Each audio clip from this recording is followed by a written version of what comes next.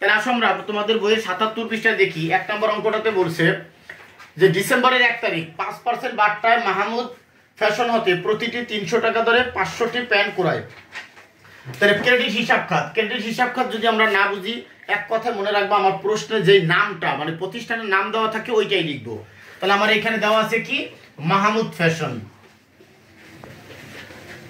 Mahmud fashion. শর্তটা আমরা দেখে দেখে লিখে দেবো যদি থাকে, অনেক প্রশ্নে শর্ত থাকে না, যদি থাকে তাহলে আমরা লিখবো, না থাকলে আমরা একটা হাইপেন দিয়ে যাব, আমরা লিখবো না। এরপর দেখো বলছে চালান নং, আমার অঙ্কে চালান নং বলছে কত ৭৮, চালান নম্বর বসাই দিলাম ৭৮। সূত্রের ঘরে কখনোই কিছু লিখতে হয় না, জাস্ট একটা টিক চিহ্ন দিয়ে দিলাম। এতটুকু আমি কিন্তু প্রশ্ন দেখে দেখে লিখে দিলাম। এখন ক্রয় হিসাব ডেবিট, পাওনাদার হিসাব ক্রেডিট, এইটুকুতে আমি লিখবো টাকার পরিমাণটা। আমি যে মাহমুদ ফ্যাশন থেকে যে প্রতিটি ৩০০ টাকা ধরে ৫০০টি প্যান্ট ক্রয় করছি, এইটার টাকা কত হয় সেই টাকাটা আমি এখানে লিখবো। টাকাটা কিভাবে বের করবো দেখো, আমি একটু রাফ করে দেখায় দিই যে ৩০০ টাকা করে ৫০০টা প্যান্ট ক্রয় করছে, তাহলে ৩০০ গুণ ৫০০, ৩ ৫ ১৫, ০ ২টা আর এই ২টা ৪টা। সহজ ভাষায় আমরা ক্যালকুলেটর ছাড়াও গুণ করতে পারি। তাহলে আমার মাহমুদ ফ্যাশন থেকে ক্রয় করা হয়েছে ১,৫০,০০০ টাকার পণ্য।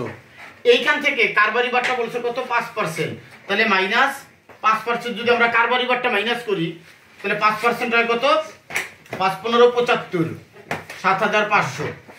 ঠিক আছে, দেখো এখন তোমরা যদি একটা ক্যালকুলেটর নাও, যদি আমরা ১,৫০,০০০ থেকে ৭৫০০ যদি আমরা মাইনাস করি,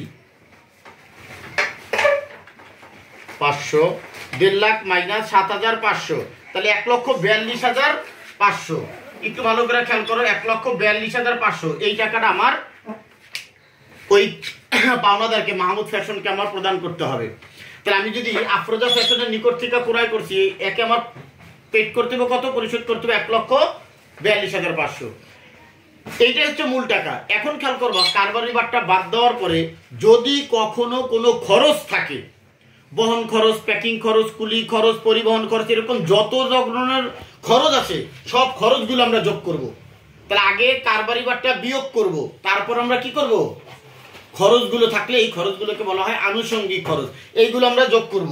তাহলে আছে কত বহন খরচ ১,০০০, তাহলে যোগ করো ১,০০০, তাহলে ১,৪৩,৫০০। এইটা হচ্ছে আমার মূল টাকাটা, এইটাই আমরা এখন এইখানে লিখবো ১,৪৩,৫০০। বুঝতে পারছো তোমরা? জি স্যার, আশা করি বুঝতে পারছো। তাহলে এইভাবেই আমরা ক্রয় দাবেদার টাকাটা কিভাবে বের করব এইভাবে রাফ করে আমরা দেখাবো। ঠিক আছে?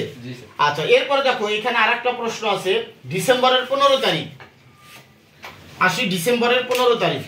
তা ডিসেম্বরের ১৫ তারিখ বলছে ইসলাম স্টোর। তাহলে আমরা বলছিলাম এখানে কি করব, নামটা বসায় দেবো শুধু ইসলাম স্টোর।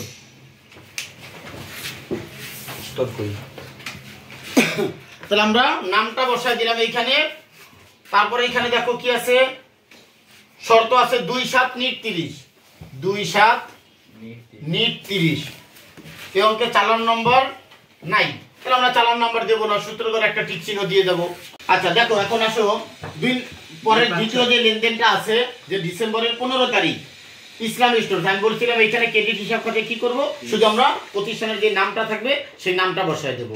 তাহলে ইসলাম স্টোর, তারপর আমার শর্ত আছে ২/৭/৩০, আমার চালান নম্বর নাই, এখানে হাইপেন দিয়ে যাবো, সূত্র করে একটা টিক চিহ্ন দিয়ে যাবো। এখন এখানে টাকাটা কিভাবে বসাবো দেখো, ইসলাম স্টোর সাথে প্রতি জোড়া ৪০০ টাকা ধরে ২০০টি শাক ক্রয়।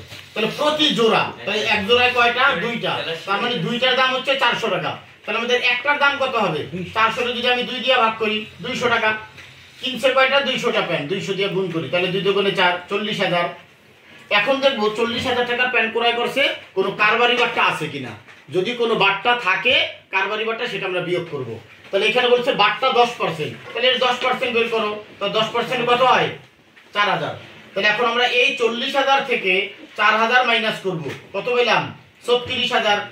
এই ৩৬,০০০ টাকার প্যান্ট ক্রয় করা হচ্ছে, যেহেতু কোনো আনুষঙ্গিক খরচ নাই, তাহলে এই ৩৬,০০০ টাকায় আমরা কি করব, এইখানে বসায় দেবো। হয়ে গেল ইসলাম স্টোরসের নিকট থেকে আমাদের নিট ক্রয়টা কত ৩৬,০০০। যেহেতু আমার আর কোনো লেনদেন নাই, এখন আমরা কি করব, এই দুইটা যোগ করে দেব। আসলে ৬ × ৩ = ৯, ৭ × ১ = ১,৬৯,৫০০। বক্স কমপ্লিট করে দেই।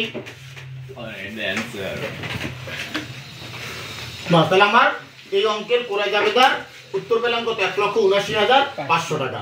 আশা করি তোমরা বুঝতে পারছো। অসংখ্য ধন্যবাদ আমার এই ক্লাসের সাথে থাকার জন্য। এরকম আরো সুন্দর সুন্দর ভিডিও পাওয়ার জন্য আমার চ্যানেলের সাথেই থাকো। লাইক কমেন্ট শেয়ার করো এবং নিজের টাইমলাইনে শেয়ার করে ভিডিওটা রেখে দাও, পরবর্তীতে যাতে তোমাদের উপকার হয়। এবং অবশ্যই চ্যানেল